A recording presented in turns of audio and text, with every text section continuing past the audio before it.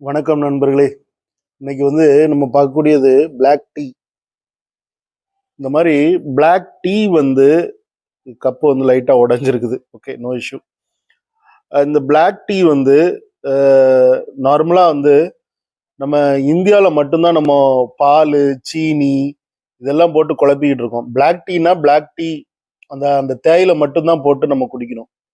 ஆனா அதை நிறைய பேர் கடைபிடிக்கிறது இல்லை. Black டீங்கிற பேர்ல சீனி அள்ளி போட்டு நிறைய பேர் சர்க்கரை, நாட்டு சர்க்கரையை போட்டு குடிக்கிறாங்க. நிறைய பேர் கருப்பட்டி போட்டு குடிக்கிறாங்க. இதெல்லாமே தவறுங்க. நம்ம Black டீ அப்படின்னாலே வெறும் தேயிலை மட்டும்தான். அதுவும் கூட இப்ப இந்த கிரீன் டீ எல்லாம் வந்துருச்சு. கிரீன் டீ வரும்போது இன்னும் கூடவே அது உடம்பெல்லாம் கொஞ்சம் நல்லாவே இளைக்க வைக்குது. உண்மைதான். அதுல நிறைய மருத்துவ பலன்கள்லாம் இருக்குது. நீங்க யாருக்காவது வெளிநாடு போகக்கூடிய ஒரு வாய்ப்பு கிடைச்சிச்சுன்னா, சைனா, ஜப்பான், ஏன் தாய்லாந்து கூட கொஞ்சம் சொல்லலாம்.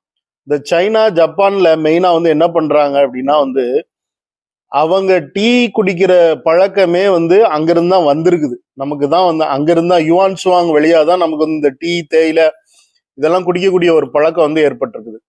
சரி, இந்த டீ பாத்தீங்கன்னா அவங்க எப்படி குடிக்கிறாங்கன்னா, வெறும் தண்ணியில அந்த அந்த இலைய பச்சை. ஆனா நம்ம டீக்கும் அவங்க டீக்கும் நிறைய வித்தியாசம் இருக்கு.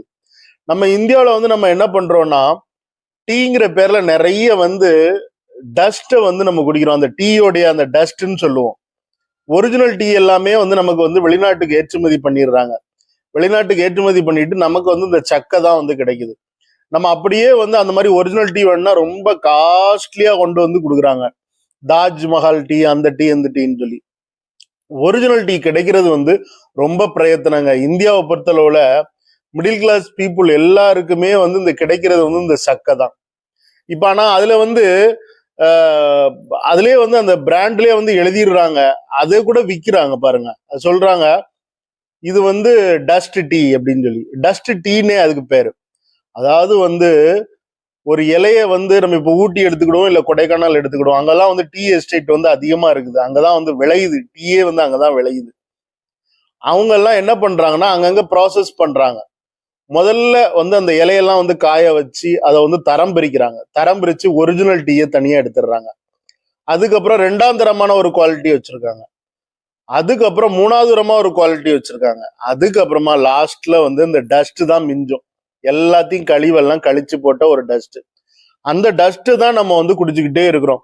நமக்கு ஒரிஜினல் டீ இன்னும் கிடைக்கல. அப்படியே ஒரிஜினல் டீ கிடைச்சதுன்னா பாருங்க, கிரீன் டீ எல்லாம் உள்ள போட்டோம்னா அப்படியே இலை விரிஞ்சிரும். சரி நண்பர்களே, உங்களுக்கு இந்த டீ